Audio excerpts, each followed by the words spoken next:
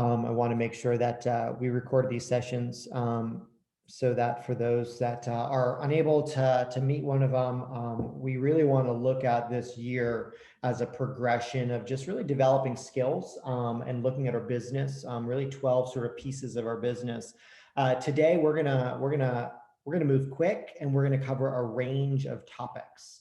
I appreciate so many of you jumping on and spending 1 hour a month with us. Let's just talk real briefly about the purpose again, right? I like to recenter on why we're here, why Ben and I and our leadership teams got together, took a step back, and said, "Hey, what do our agents need this year?"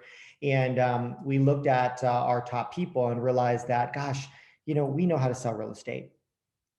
Right, we know how to find a buyer and a seller, right? Some days, but we know how to go out and sell real estate, and we really wanted to make sure that we were building and growing our agents into phenomenal business people. So we're going to start today by looking at our business. I'm going to share just one sort of business suggestion as we wrap up, shockingly, the first quarter, and we're going to have a quick discussion around our GPSs, right? We talked about that in the first month of these sessions, and really this should be a conversation that we have weekly. I'm going to share with you just real briefly how I look at my GPS every single week, and I look at the GPS of every business that I am partnered in. So right across the country, we have teams in different locations, and I literally every Sunday look at their GPS, and I'm going to show you how I do that and why. Then we're going to do a session on value proposition and really look at our business. I get it. Like, you're thinking value proposition, Chris? We understand value proposition, but I think the world is changing. And I think that where we are today, we need to take a step back, and many of us need to look at our value proposition from our agents' perspective, right? What value are we offering agents on our teams, and what value are we offering the consumer? And we're going to go through actually a technical or intellectual activity that actually is not a real estate value proposition conversation, but if you went to to get your majored in marketing or majored in business, we're gonna share with you just a few graphics around value proposition and how we need to look at our businesses. We'll share the slides with everyone later, so don't worry about that. And then I'm going to wrap up, and we're going to have a quick but awesome, hopefully, conversation around scale. Because every single one of us is sitting in our chairs somewhere right now thinking, how do I scale? And we're gonna flip that script, and we're going to talk about how do we unscale, and how can that help our business. Cool? So that's our agenda for the day. It's a lot to pack into an hour, but you guys know me, and that's what we do. Okay, so let's have a quick discussion around our GPS. Every single week, here's what I do. Every single week, I take a step back on Sunday, and I say, hey, how many weeks of the year have I finished, right? We are now a full 14 weeks into 2021. Last I checked, there are, right? Yeah, 2021. Last I checked, there are 52 weeks in every single year. And every single week at the top of my, and I'll share with, this wasn't planned, but I'll share with you, in my folder here, I have the GPS of every single business that I'm involved in. And at the top, right, I can take out any number of these GPSs, and at the top, you'll see a little number, and that shows the number, what percent of the way through the year we are. Many of you and I have had one-on-one conversations, so this isn't new for you, but at any moment in time, if we're gonna sit down and we're gonna have a coaching session, I'm gonna ask you, what percent of the way through the year are we? And many of us are not able to give that number, and many of us can't give the number of what percent of the way towards our goals we are either. So at the top of your piece of paper every single week, like, I'm a paper person in some regards, and I print out that GPS and I write that number. We are 27% of the way through the year at the end of last week, because we ended 14 weeks. At the end of this week, guess what? We'll be 29% of the way through the year. And I have this conversation every single week with every business partner I have. And then I look at where my GPS said I was going to be. And this is the formula that we use for our GPS, right? Like we run a real estate business. So this formula is the same formula I use for every team I'm involved in. My goal is to sell blank number of homes for blank volume generated for blank in revenue with blank in profit. And depending on which business it is, it's typically with blank number of agents, right? And so those numbers are pretty easy to look at and know. And I say, well, what percentage of the way am I towards my home sold goal, my volume generated goal, my revenue goal, and my profit goal, and my agent count goal? Pretty simple. And then I ask myself, where's my gap? Do you know where the gap is? It's somewhere in the 5 strategies around my listing business, or the 5 strategies of my buyer's business, or the 5 strategies around systems, right? And when I look at my 3 priorities, right, the goal is right there at the top. The priority, I have a listing priority, a buyer priority, and a systems priority. Here's what this allows me to do. It allows me to cross off stuff that I'm not doing, because I promise you, I know many of you, you are on track for your goals in 2021. And you're doing it with 3 listing strategies, 4 buyer strategies, well, maybe 1 buyer strategy, which just means run, but one, like 2 buyer strategies and a few system strategies. And if you're on track, do not get distracted by things you are not doing. Fair? If you're not on track, we have a very real weekly conversation with what strategy am I not executing that I promised myself I needed to execute in order to hit this goal. This GPS quick glance will always allow us not to get too far off of goal, as long as that goal matters or means something. Fair? Questions around that? Anyone have any questions that you want to have a conversation around or want to ask about around this GPS? And again, we'll send this out, so you'll see our formula for our GPS as well. But this has been, as I look back over the last 3 years, we started doing this 3 years ago with all of our businesses. And 3 years ago, we hit every one of our metrics between 96 to 99% of goal. A year ago, we hit between 98 to 101% of goal. Last year, we hit 100 to 103% of goal. That's not chance, guys. Like, and that's not a small, like, these aren't small numbers. Like, if we look at this GPS weekly, whether it's Friday or Monday or Sunday, and we start with knowing exactly where we are percentage of the way through the year and where we are in each of the metrics, or some of us use KPIs, right? The key performance indicators of our business. When we look at it from a percentage point of view, it gives us some clarity that just volume and GCI and units doesn't give us. Any questions around that? I have 2 kind of questions. Yeah. One, I'm wondering whether you account for any typical seasonality, and then I'm wondering what percentage of your conversation is at this level, and do you go like one level deeper when you're maybe exploring like a shortfall or something like that? Yeah. I love that. I mean, this is really inclusive, but I'm just wondering how much of it looks slightly deeper. Awesome question, Darren. And actually, you and I have had the conversation around the GPS.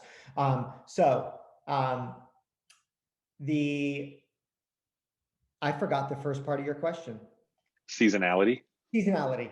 No, I do not account for seasonality, because I look at the year in terms of percentages. So if I'm 4% or 6% or 10% behind goal on April 1st, I'll ask the business, right, myself or my partner, hey, do you believe that any of this is seasonality? Should we be at 100% of goal, like of the 27%, or no? And they'll like, well, historically, like we make it up in the second quarter. Okay, that's fine, but I don't reflect any seasonality in my GPS. I think we have to be careful, right? Because we'll either take our foot off the gas or put it down unnecessarily. So no seasonality in my conversations. And the gap or the lack of gap then informs the next level, because I believe that this GPS conversation is a great place to start if we're holding a team meeting, right? As I sit down on the Monday with the team and I say, hey, we're 27% of the way through the year and we're 23% of goal. Let's talk about that 4% gap. The team might say, Darren, that's seasonality. We're going to make that up second quarter. Okay. Well, then every single week that we come in the second quarter, we should be moving 1% closer. Yes. Or 0.5% closer. Fine. If it's seasonality, that's fine. But then I'll ask, is there any, is what percentage of our listing business are we at, or our buyer business are we at? Because remember, there's a formula there too. And then I say, okay, if we're 15% behind on our listing goal and we're 5% ahead of our buyer goal, then let's talk about these 5 strategies we convinced ourselves that we're going to work for our listing goal. Which one is working? Great. Do we need to double down there? Do we need to continue there? Okay. Which one is not working? Do we think by executing that one strategy, we can make up that 4%, 6%, 10%? Perfect. Then who is going to take that on?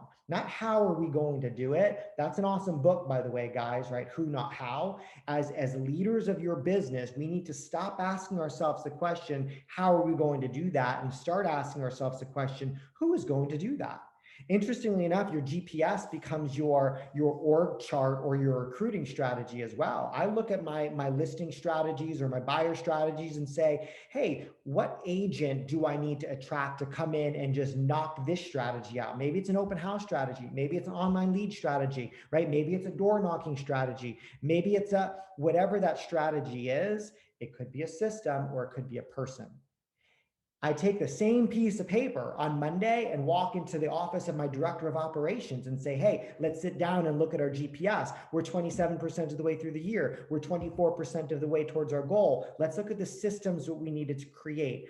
Have we done that? Which ones haven't we touched? Is there one that if we touch over the next couple of weeks, we can move the needle and shrink that gap?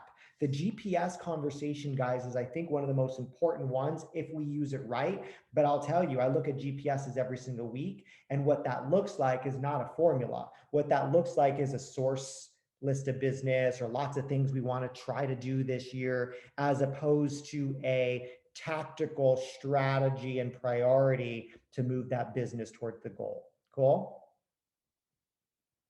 Awesome. Anything else on that? Great questions, Darren. Thank you for asking. All right, let's move into value proposition. As we go back to the first time that we met as a group, guys, I said that we're going to take us through a series of conversations. GPS was on there, value proposition was on there.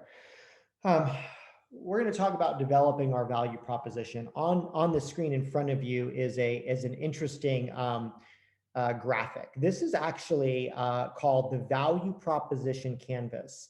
We don't normally see this in real estate. We talk about value proposition, but this value proposition was actually built and developed by a gentleman named Dr. Alexander Osterwalder. This was a framework that he built technically that a lot of Fortune 100, 500,000 companies will use, or launching organizations will use, to really ask themselves, do I have a value proposition that even matters? Who wants to define what value proposition is? Like if someone said, hey, define for us what value proposition is, what would you say? Just unmute and share. Like, what do you bring to the table? What makes you different? Okay, Right. so the benefit of what you're offering somebody. Okay, so we heard what you bring to the table, the benefit of what you're offering, or Aubrey said what makes you different. Right. All 3 of those things are accurate. Let's look at the technical definition of value proposition according to, like, if we all decided to sign up for an MBA program. Value proposition isn't a product or a service that we agree to deliver to a customer. When Dr. Osterwalder developed the value proposition canvas, he said it's the ingredient of your business that solves a problem in a way that your competitors can't. Well, right? Because the fact is many of us solve problems in the same way that our competitors can as well. Sort of like when it's like, why you, it's answered for them. Like the why somebody should choose us, your value proposition should answer that. Yeah. So then he said this, your value proposition needs to be unique to you. And now we're all sitting here looking at this room saying, gosh, how different is my value proposition from Audrey, or how different is my value proposition from Adam or Andrea or Heather or Jesse? Well, the fact is as we go through this process, we will answer these questions probably very differently. So let's unpackage it. Chris, before you do, can you say that first quote again? It is and then the next one was your value prop needs to be unique to you. What was that first one quote? Oh, Leslie, don't. Oh my God, I'm sorry. It was so good. I only got half of it. Like it's as if I have this written down somewhere, Leslie. Just check the recording, Keep Leslie. going, we'll go back. No, you're fine. He says that a value proposition isn't just the product or service you agree to deliver to the customer. It's the ingredient of your business that solves a problem in a way that your competitors can't. Now, without that, people don't have a reason to work with you over somebody else. And that's when we become interchangeable, right? That's when one broker is the same as the next broker. This agent is the same as that agent. Honestly, this brokerage is the same as that brokerage. We have to ask ourselves, how do we solve these problems differently? Your value proposition should help differentiate you from the rest of the industry. But keep in mind, he said, oftentimes our value proposition becomes a slogan or a tagline or how to position ourselves in the marketplace, but it doesn't actually bring up some very important conversations that we need to unpackage as business people. So he said, there's a second line of conversation, and that's because every business needs a customer value proposition, but we also need an employee value proposition. See, we will always be a real estate agent unless we have a value proposition for people to come and deliver the value proposition to the consumer. For us, some of that is employee, right? For others, it's agent as well. Like, what is our value proposition for the agents in our world or on our teams? This is a select group of people, right, that are building real businesses. So employee value propositions are written for the candidates that you want to work with or you want to attract. So this value proposition canvas is a tool that will help us make sure that a product or service is positioned around what the customer values and needs. And you'll see there on the chart that Alexander Osterwalder says, gosh, every customer has gains that they're looking for, pains that they want to avoid, and customer jobs. These are things that they need to do or need to accomplish. And this canvas is a detailed look at the relationship between the customer and then the value proposition. The value proposition then needs to include a gain creator, a pain reliever, and then product and service. And actually, products and services become less important in the value proposition than the gain creator and the pain reliever. And in fact, you'll see that in that box.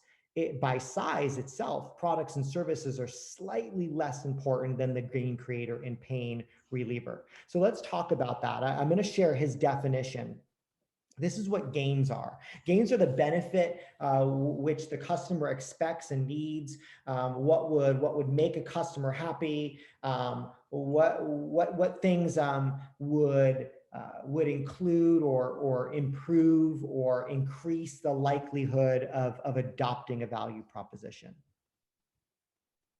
Now, we're not going to dive into what a buyer's gains are, what a seller's gains are, what a real estate agent's gains are, but we need to study them. That's why we often say that if you're gonna make this your industry, then you need to study those NAR reports, right? Understand what a buyer's gains are, what a seller's gains are, right? We have to then understand the pains as well, the negative experiences, emotions, the risks that a customer experiences in the process of getting the job done. It could be the job of selling a home. It could be the job of buying a home. It could be the job of building a real estate business. If our business has now moved from buyers and sellers to real estate agents.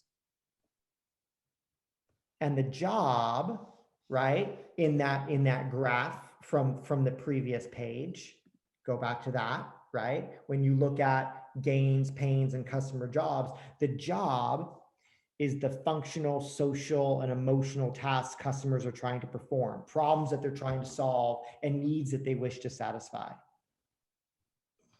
Now, does your product deliver, right, or create gain,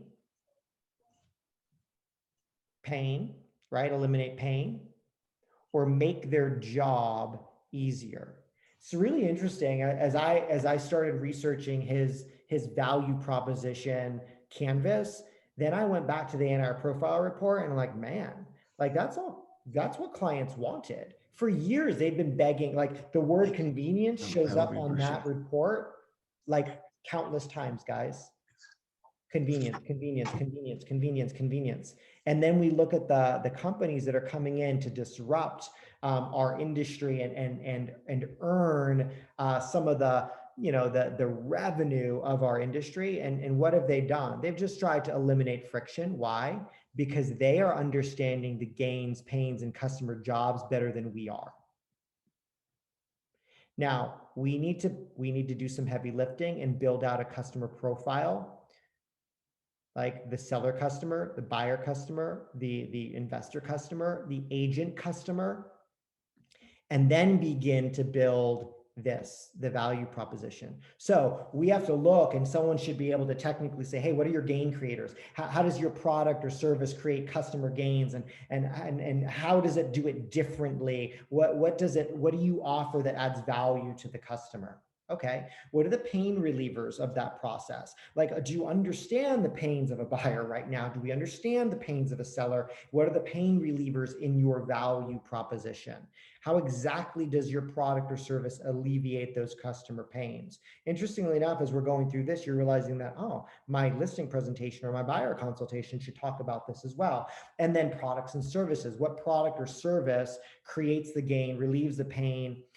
What underpins the creation of value for the customer? And by doing that exercise, and we'll send that to you, but by doing that exercise, we then have to ask ourselves, are we achieving fit between the value proposition and the customer profile? Yes, Shauna, we'll send out the slide deck. Interestingly enough, a customer's pains, gains, and jobs have changed over the last 5 years, 6 years, 1 year. Some of us have been in it for 30 years. Like, it's changed. But if our value proposition hasn't, what does that tell you? So I'm gonna ask everybody to walk through this exercise, but build it in 2 different ways. The first way is taking a step back and saying, hey, like, what does an agent need? Interestingly enough, some of us, like I'm looking at some people on this call, and the reality is you run massive businesses, right? Like Adam and Matt, like you have people, you're in the people, like your job more importantly is how do I deliver agent value? What's the value proposition for an agent to build a career and a business within my business? And I would say beginning to sketch out and work through what the pains, gains, and job is of a real estate agent will have us beginning to put together a list like on the screen. I'll share openly as we built out our value proposition for our organization, right? On the real estate side, I said, well, gosh, there are some operational pains. There's some production pains and agent launch pains and financial pains, right? Talent acquisition pain, contracts and legal, technology, marketing, ancillary services. And that's mortgage and title and insurance and home services. And then there's leadership and opportunity. The interesting thing is this right here on the screen is exactly what our business model or value proposition is built on. And this is me talking and interviewing agent after agent after agent after agent after agent and saying, hey, what are your gains? What are your pains? What do we need to create such that the value proposition is strong enough? There's nothing missing, right? So some of us might say, okay, well, I'm going to start on the value around operations in my business. I'm going to start on launch, right? So that I have a system to create some value, eliminate the pain of the first 90 days in the business. Some of us are going to eliminate the profitability pains that many agents have. Marketing, right? Like this is our agent value. Well, but then I need to take a step back and say, well, depending on where I am in my business, I may be the one leader in the business, and I have to create some consumer value and chart out the customer as well. What does that buyer look like and seller look like, and create the consumer value. I look at that and say, this is not exhaustive at all, but search is in there. There's a lot of pains around search. Marketing exposure, if I'm a seller, convenience, that's a pain. Negotiating, there's a gain. Communication, financing, insurance, home services, like all these points we need to smooth out. We need to make them more convenient. We need to eliminate a lot of the friction of what the consumer is looking for.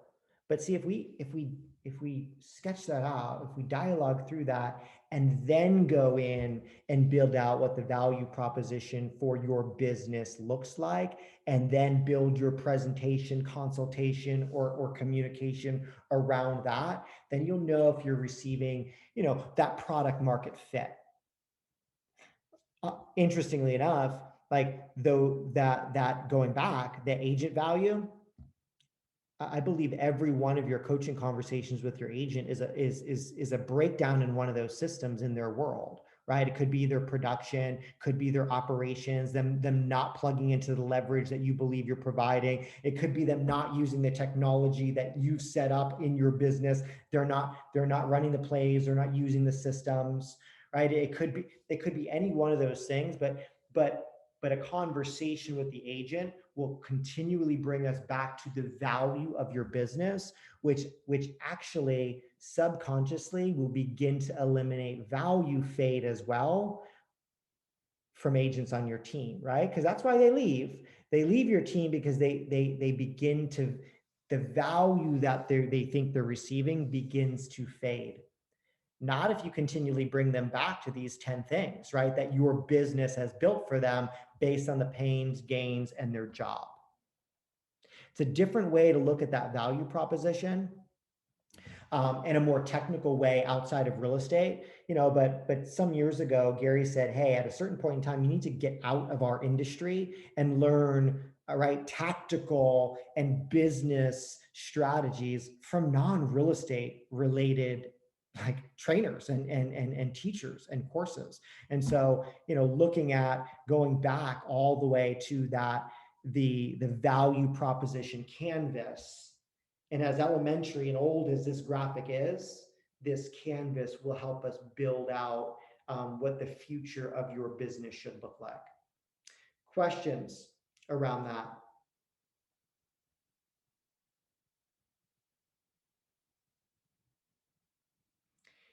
You very well could, depending on the size. Chris, Yes. when I looked at that list that you had of value for the agents, and so what comes to mind is Command. Great system, but it's like there's somebody constantly selling them on the next best thing compared to Command. So with that search ongoing from every agent looking for the best source, best resource to implement into their business, how do you get into the place where they're like, okay, this is, I'm going to stay in this lane for a while because it's been vetted by people who I trust. I'm just trying to figure out that path. Yeah, I mean, Alan, my perspective on that is if we don't stay in a lane, they're not going to either.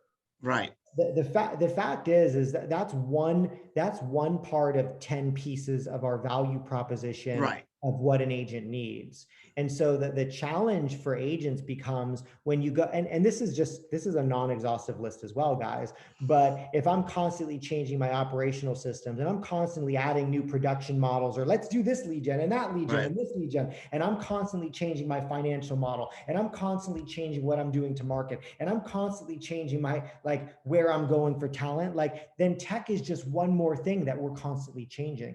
The reality is technology will never stop changing. Right. But we lose people because everything in our world is changing because we really don't have models. You'll notice I use a very specific word on the end of every one of those problems, don't I? What words show up? Systems. It's systems and models, guys, Mhm. right? So again, it doesn't mean things don't change. Our problem will show up if everything in their world is changing, because that's not super valuable. Fair? Right. Okay. Yeah. Thanks, Ellen. All right. One of the things so that's our real estate education for today. Cool. Like, two things I want us to focus on this month is potentially going back to that GPS and make sure that we're following a formula that we can build and check on percentage wise every single week. What percentage of the way are we to each one of these key performance indicators that we're tracking? And what is our gap and why is the gap there? It makes that conversation incredibly easy for operations people. One of our biggest challenges as business owners is, gosh, well, I'm not great in operations or systems, so I don't really even know how to hold someone in that role accountable. Like, how do I know if they're winning or losing? Honestly, a formula GPS will solve your problems. So I want us all to go back to that GPS and begin having the same conversations around the GPS. And then I want us to each go back and say, hey, is the value proposition filling the needs of the buyer and the seller and the investor?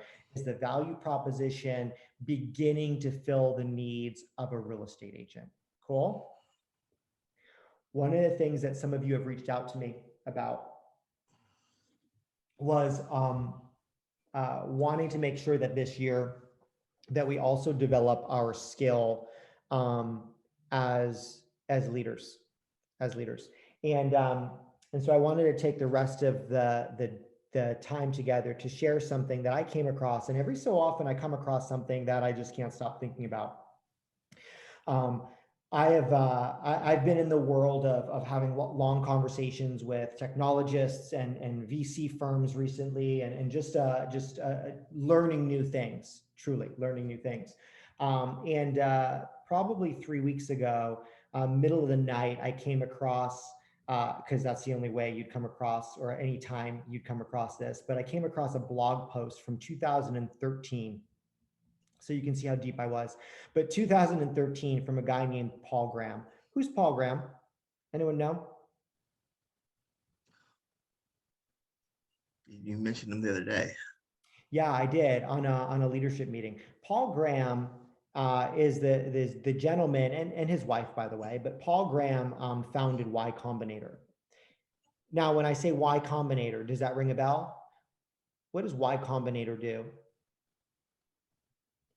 Many of you use a lot of software and products that actually founded and started within Y Combinator. So Paul Graham is a guy that started a company, or a fund really, called Y Combinator. And what he does is he goes out and attracts startups to show up to Y Combinator. He invests some money in them, not a lot. But the value of Y Combinator is bringing together a group of collaborators to learn from each other, right? So this room is a type of combinator, right? His happens to be in the tech world. Ours happens to be in the real estate world / tech world. But companies like Airbnb started at Y Combinator. Their first couple $100,000 was given to them by Paul Graham. Companies like Dropbox started at Y Combinator. Companies like Stripe started at Y Combinator. Companies like Gusto started at Y Combinator. Multiple billion-dollar companies started here. And they come to him for one reason and one reason only. Hey, there's this group of collaborators that are going to learn how to scale a business. And yet in 2013, he wrote a blog post called Do Things That Don't Scale. Do things that don't scale. So he said this, and I think this is really relevant for us. He said one of the most common types of advice he gives to that group at Y Combinator is that you have to get good with doing things that don't scale. And that seems completely counterintuitive, right? Because all of us are here thinking, hey, if we're on a path to $1 million, that means we need to scale this business up. Like, let's start scaling. He said a lot of would-be founders believe that startups either take off or they don't. Like, we showed up and we're ready to go, and it's either going to work or it's not going to work. But he said startups take off because the founders make them take off. I'm going to say that again. Founders, and I actually think it doesn't matter who we are in this call. We're all a startup, right? We act like startups. We look like startups, right? You know, some of us have been doing it for 5 years, 2 years, 15 years. Again, like some of us on this call, 20 something years. You're still a startup. You're a startup today. I want us to think of ourselves. Day one. He says startups take off because the founders make them take off. Now, he said, what I have to get them to realize is they have to do things that don't scale. So what are the things that we need to do that don't scale? Number one, straight out of his blog post, recruit. He said the most common unscalable things founders have to do at the start is to recruit users manually. Now think of a space, right? Typically these are tech platforms. They need to increase their users, right? Users that are going to jump onto their platform or download their app or use their software. It doesn't matter. Like, we still, like in real estate, every day need to do the unscalable thing. Like, recruit users manually. Today, maybe your users are buyers or sellers. Today, maybe your users are real estate agents. We have to go out and recruit, and that's unscalable. He actually used the example of Stripe, right? Stripe, I mean, change the industry of small business and how they were able to receive payments. He said Stripe is one of the most successful startups they've ever funded. In fact, on paper, like they were a shoo-in, like they had such a phenomenal product, and yet they didn't grow automatically. They didn't grow even naturally. In fact, he said Stripe was famous. Oh, your daughter getting her Was snack? famous for aggressive early user acquisition. Like, write that phrase down. Aggressive early user acquisition. Are we that? Interestingly enough, I look at agents and say, gosh, are they aggressive in user acquisition? We can never stop that. Like, I think we've lost that. Some of it's generational, right? But are we aggressive in user acquisition? He said at Y Combinator, they used a term for Stripe. And he said those co-founders, and interestingly enough, he actually never invests in a company unless there are co-founders. He wants every company to have a partner. You cannot get into Y Combinator if you don't have a co-founder, but that's a whole nother conversation. So on the early adapters, Chris, the early adapters that you're referring to, are they loyal? Do you think in the long term? Hang with me, Alan, and we'll get there. Cool? Okay. So he said Stripe, right? He said, here's the difference between Stripe and other people. And he said, we began to use the term collision installation for those early adapters, Alan. And he said, here's what founders will do. A lot of founders will say, hey, like, we have a beta. Will you try our beta? And then say yes, right? Think about how this relates to your business. Hey, are you looking for a home? Yes. Great. Like, and then they say, let me send you a link. I'll send you a link to our beta. Oh, cool. Right. That's how they grew. I'll send you some emails, right? I'll put you on a search. Is it okay if I emailed you some properties? Like, great, we'll send you a link. He said, but Stripe wasn't going to wait. When anyone agreed to try Stripe, they'd say, right then, give me your laptop. Let's set you up. They would take their phone and set them up on their app. They were They were aggressive early user acquisition, right? They called it collision installation. There are two reasons founders resist going out and recruiting users individually. You know what they were? He said one is a combination of shyness and laziness, right? In his world, they'd rather sit at home writing code than going out talking to a bunch of strangers and probably be rejected by most of them. In our world, it's I'm going to sit back and text an email instead of going out and getting face-to-face or calling someone, whether that be buyer, seller, or real estate agent, guys, or real estate agent to join your organization. But for a startup to succeed, he said at least one of the founders, that's why he likes to, at least one of the founders will have to spend a lot of time on sales and marketing. And by sales and marketing, I mean user acquisition, is what he said. The other reason founders ignore this user acquisition is because, gosh, growth feels slow. Anyone feel that way? He said that the path of growth seems so small at first. But here's what's interesting. He said the mistake they make is that they underestimate the power of compound growth. So if he's going to collaborate or invest in someone and help them build their business, he said, we encourage every startup to measure their progress by weekly growth rate. By weekly growth rate.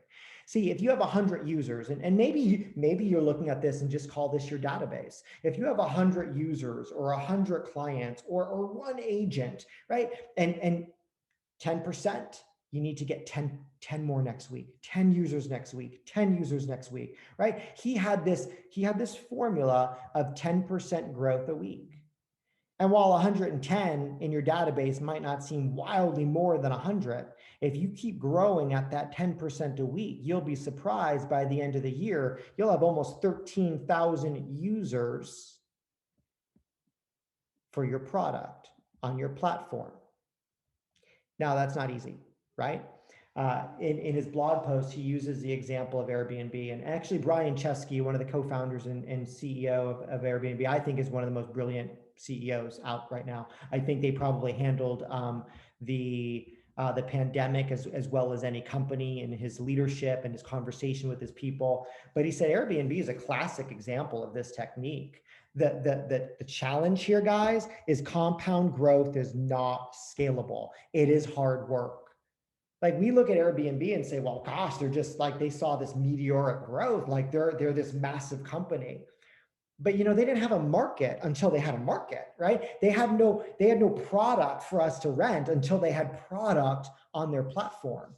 And he said, what we don't realize is Brian Chesky and his co-founder literally hopped on planes every day with his roller bag, landed in New York or landed in Miami or landed in Portland or Seattle, and literally went down the street, knocked on doors, took photos of condos and apartments and put them up on his site. User acquisition. That's not scalable. Did his business scale? Yes. But we need to ask ourselves, what are we doing that isn't scalable that eventually scales the business? The most common unscalable things founders have to do at the start is to recruit users manually. Now we'll see what happens to those users manually, Alan, in just a minute. Second thing that we need to recognize when doing the unscalable is that our businesses are fragile. There's a fragility to business, is what he said. You know, Airbnb, go back to them. Like they seem like an unstoppable company now, but early on, there were, if you listen to interviews, even as late as this past year, like that's a fragile business. A startup is always fragile. There are multiple times in their growth that they were about 30 days away from going out of business, right? So sometimes we feel like, man, we're unstoppable. And other times we think, like, what do I have here? This is a house of glass. There's fragility in a startup, and this should give us some calm to know that all startups have fragility. Interestingly enough, this guy started something, right? Bill Gates. Paul Graham said, don't dismiss your startup if you don't see immediate success. Guys, some of us are here thinking, I really don't know how I just accomplished what I did last year, and I don't know if I can do it again. Guess what? Soon after Bill Gates founded and started Microsoft, you know what? He went back to school. Like he looked around, he said, I don't know that this is going to work. So I better go back and finish my degree. Like, cause he had left Harvard, right? He returned to Harvard for the fall semester after starting Microsoft. He didn't stay long, right? But he wouldn't have gone back to Harvard if he'd realized Microsoft was going to be even a fraction of the size it turned out to be. All business has fragility, right? If we're building it the right way. Now, you're going out and doing the unscalable. You're recruiting buyers and sellers to your business. You're recruiting agents to your business. The question, he said, is are you willing to do this? Are you willing to delight your acquired users? He said your first users should feel that signing up with you was one of the best choices they ever made. So ask yourself, does your seller that you just listed last week feel like you were the best choice they ever made? Does the agent that joined your team last month feel like that was the best choice they ever made? He said we should be racking our brains to think of new ways to delight our early adopters or our users. One reason founders don't focus enough on that individual customer is that they worry it won't scale. Stop worrying that won't scale and worry about delighting your customer. Straight out of his 2013 blog post, guys. So applicable to our business. When he said when founders of startups start worrying about this, because remember, that's what he does. He just doesn't give people money. He's literally started this Combinator to collaborate with them. When they start worrying that, gosh, I can't do that over and over and over again. Gosh, I don't know that scales. He said, I point out that in their current state, they have nothing to lose. Like, it won't scale. What do you have to lose? Nothing. Keep doing it. He said, maybe if they go out of their way to make existing users super happy, they'll one day have too many existing users to do so much for, then we'll deal with it then. He said, that'd be a great problem to have, wouldn't it?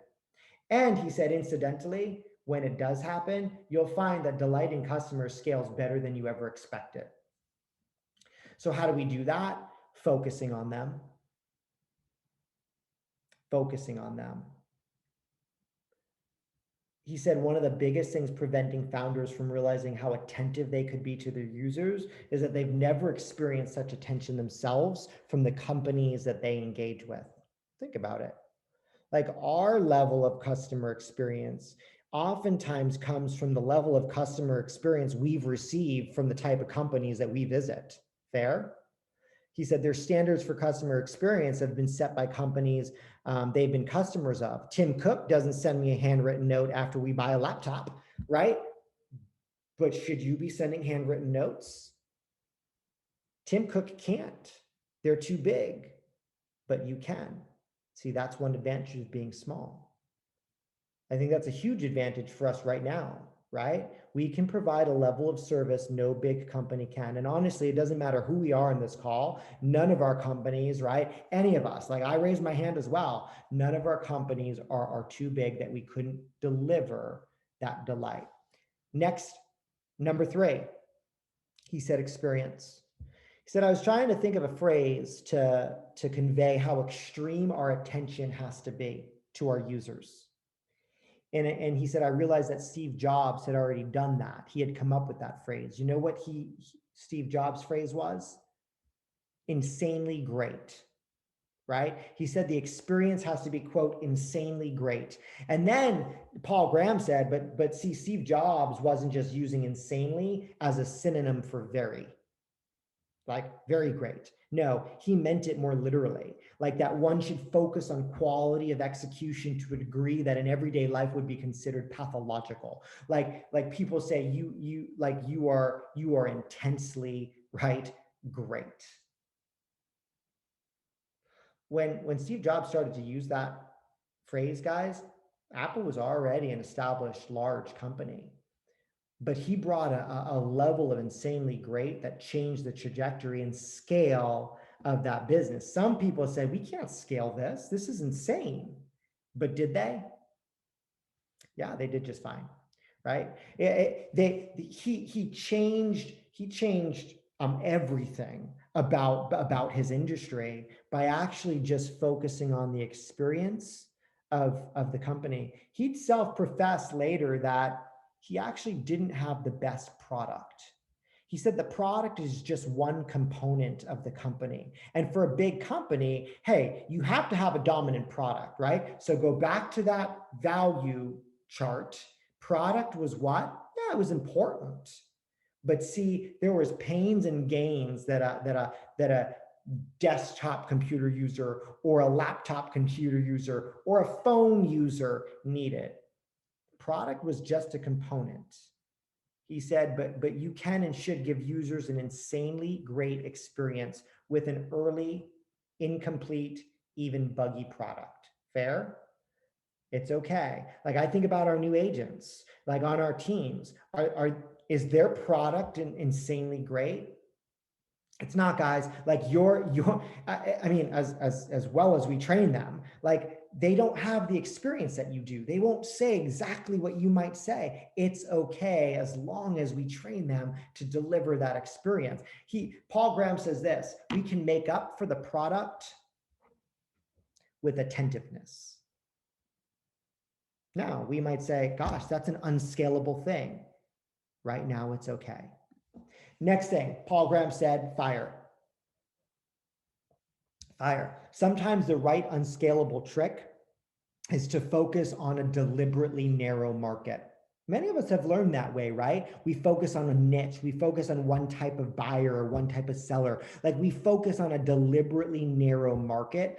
And Paul Graham said it's like keeping a fire contained at first to get it really, really hot. And then you add more logs. Yes, like that's how fire works. That's what Facebook did. Think about how Facebook scaled. At first, it was just for Harvard students, right? Facebook only was for students at Harvard. In that form, it had a potential market, an addressable market of a few thousand people. It had a smaller market that every single one of us had. But because those users felt it was really for them, it was for their school, it was for those students, a critical mass signed up. Think about how that relates to your business. After Facebook stopped being for Harvard, it still remained for students at specific colleges, right? They went into specific colleges for quite some time, a couple years. Paul Graham interviewed Mark Zuckerberg at his startup school. So part of why Combinator is his startup school, it's really cool. He brings in some people that have scaled, and he said he said that Mark said that while that was a lot of work, unscalable, right? Creating course lists for every single one of those schools, one by one by one, doing that made students feel that the site was their natural home. See, he created an environment and an experience. He focused his fire on what? A specific group. He said any startup that could be described as a marketplace, right, which is what we are all building, usually has to start in a subset of that marketplace. Last thing we're going to talk about is this word big. Now, all of us want, like, right? That's what we want. We want, and some of you might be like, no, I don't want a big business. And big doesn't necessarily mean size or number of people, but we wouldn't be on the call if we didn't want our business to grow, like in some way, right? But here's he said what the challenge is in all the startups he's seen, and they haven't all succeeded, by the way, guys, right? Like they're startups. He said, one thing that doesn't work, he said, is the big launch. He said, I occasionally meet founders who seem to believe that startups are these projectile missiles, right? Because what we hear about them, like they're like Dropbox and Airbnb and like all these startups, we think like, oh yeah, that was a missile out of the gate. And he said, we forget that they were actually powered aircraft, and that they'll make it big if and only if they're launched with sufficient initial velocity. They didn't do massive launches. In fact, he said it's it's easy to see how little launches matter. So he said, think of any number of startups that you think of today that maybe you use. Like, do you remember their launch? Very few startups ever had this massive success out of the gate. That's okay if you don't. Now, why do we get so hung up on that then? Why do we get so hung up on our trajectory or our rate of speed? Well, we think that what we're building, if what we're building is so great, then everybody who hears about it should immediately sign up. Like, honestly, I've thought about that. Like, man, this is the best company. Why isn't everyone here? Like, hey, the value I provide is so good. Like, everybody should want to join. Like, that's not how it works. We like to think that way because it'd be a lot less work, wouldn't it? But he said, even if you're building something really great, getting users will always be a gradual process. He ended his blog post by saying, it's not enough just to do something extraordinary initially. You have to make an extraordinary effort initially. You don't have to do something extraordinary initially. You have to make an extraordinary effort initially. Any strategy, he says, that omits the effort, whether it's this massive launch, whether it's this incredible product, any strategy that omits the effort, he said, is suspect. As I read that blog post from 2013 and thought about, gosh, how do we scale? And I think that word gets used so much because tech companies are flashy and exciting and get billion-dollar valuations. Like, we have to be careful that we don't forget that growing a business is doing unscalable things. And so as we think about, right, the delight we bring clients and the experience we bring clients and our customer acquisition, like, all those things are going to feel unscalable. All those things are going to feel like, man, like, this is an uphill.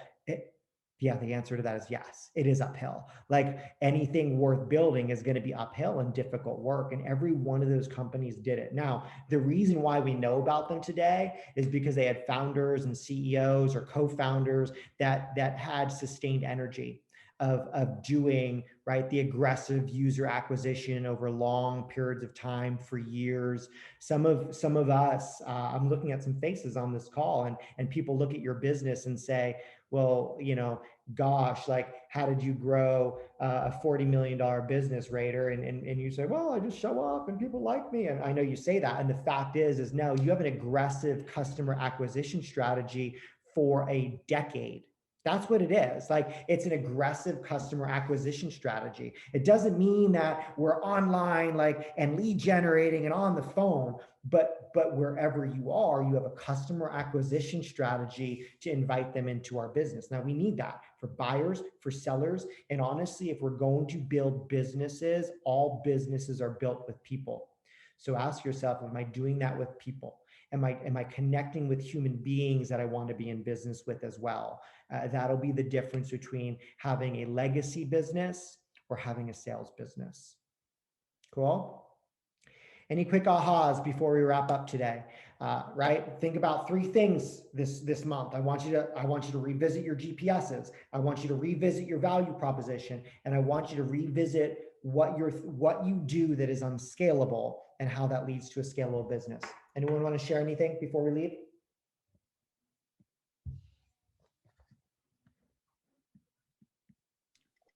The GPS revisit I thought was great. Weekly looking at that was helpful. Awesome. Thanks for saying that, Darren. Anyone else?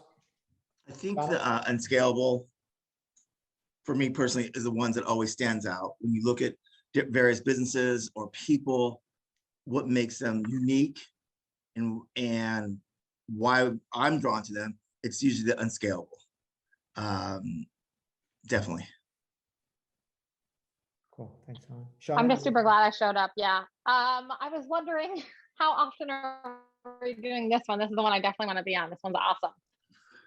This session is once a month. Okay. And it's the third Thursday of every month. Third Thursday of every month, correct? And we Thank go you. in, yeah. So, and it combines Ben Kennyco and experience. Unique experience. All right, guys, I appreciate you being here. We'll continue bringing you content that we believe puts us all on the path, right? That path to $1 million, whether it's grossing $1 million, netting $1 million, giving $1 million, we're all somewhere on that path. And actually our businesses will grow. I think there's some real valuable lessons to realize that the reason why those startups are so successful isn't Paul Graham, by the way, right? It's not the leader of that organization. It's what happens within the organization around that collaboration. So please continue to plug in. We have some brilliant business minds on this group and across our network. And little by little, we're getting to know each other more. We're collaborating more. And these little lessons will make big impacts on our business. Appreciate you being here. If I can help you in any way, you know where to reach me. Just text me, shoot me a message. Also, no need to email. You just watch for a wrap-up email with the video and the slides coming out either later today or first thing tomorrow morning. So they'll be in your inbox soon. Awesome. Thanks, guys.